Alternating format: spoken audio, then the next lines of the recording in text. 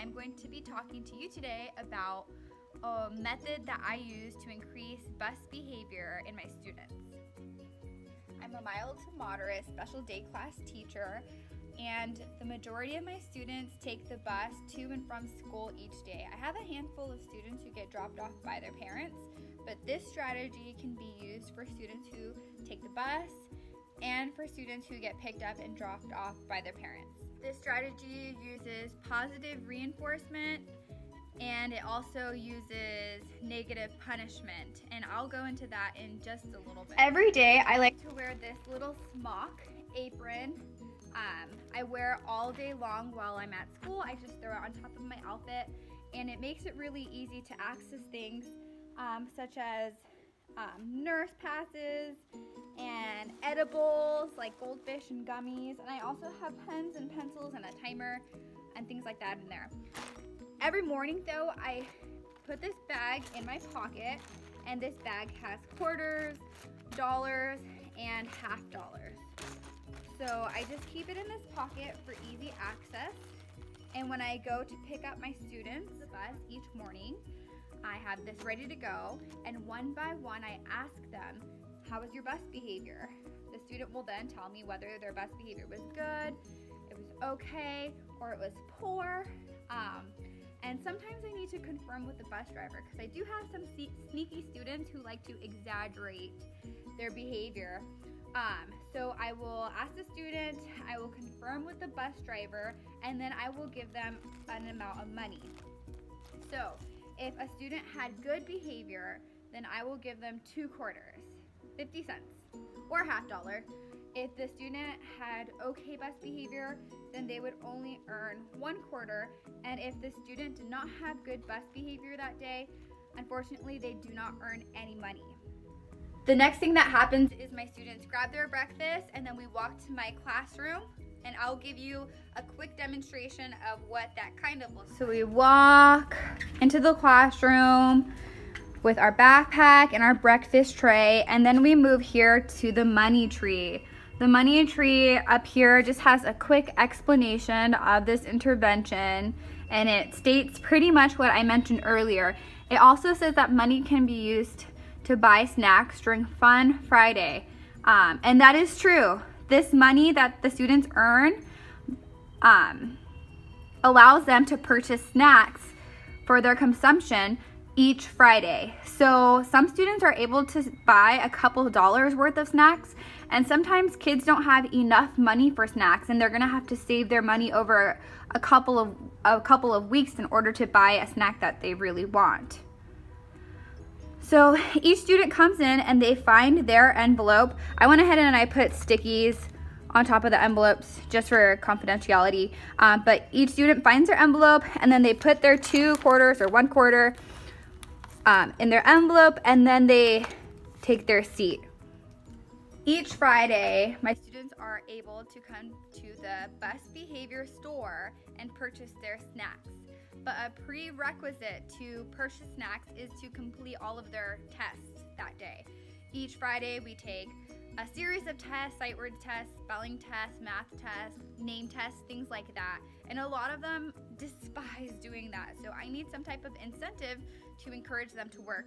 Therefore, reminding them that later on that day, once they finish their test, they can come to the bus behavior store that motivates them to complete their tests so that they can purchase their snacks. This is a menu that I have posted on one of the cupboards in my class, and these are the snacks that they can purchase each week. So I have potato chips, cookies, gummies, juice, and water. If you're going to do something like this in your classroom, just make sure that this doesn't go against any parent's wishes or against any student's dietary restrictions. Every Friday, once a student is ready to come to the bus behavior store, I go ahead and pull out their snacks from the cupboard that I store them in. I used to keep them out in the open so that students throughout the week can be reminded of what they're working for, but that ended up being problematic, and students were grabbing things without my knowledge, taking it home. So unfortunately, I do have to lock them up during the week just to keep them safe. So this is, I just have chips, their cookies, some juice and waters. There's some more in the cupboard. I didn't pull them all out for this video. but I have to restock this probably about every 2 months. In regards to restocking all of the supplies, I did used to pay for all of the snacks out of my pocket, and it did add up.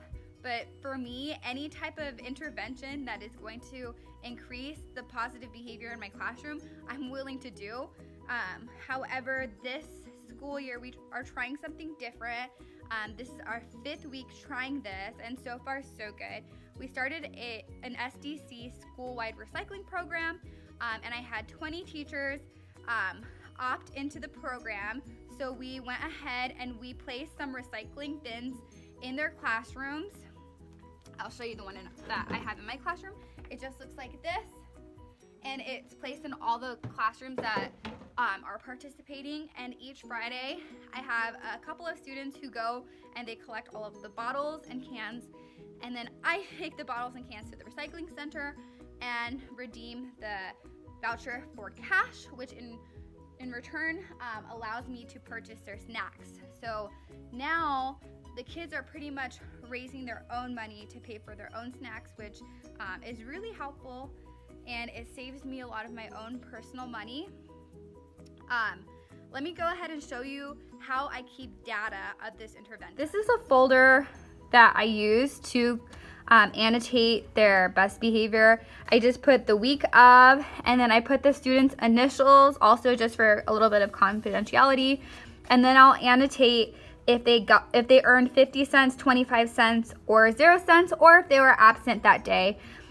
If they're absent or if they're late, they do not earn any money for that day, because we also want to encourage students to get to school on time.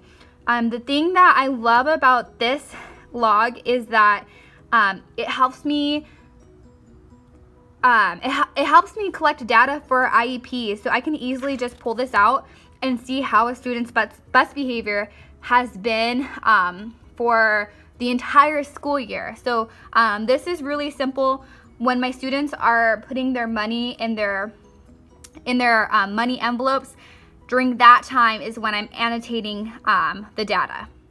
Lastly, I just want to revisit what I talked about earlier. I said that this strategy uses positive reinforcement and a little bit of negative punishment. So the reason why this would be positive reinforcement is because I'm adding money. The students are receiving money in hopes to increase their positive best behavior. And the reason why it could be considered negative punishment is because I'm taking money away in hopes to decrease their problematic best behavior. Thanks for watching. I hope that somebody out there finds this strategy useful. I know that it works for my classroom, but I know that every classroom is so different. Thanks for watching.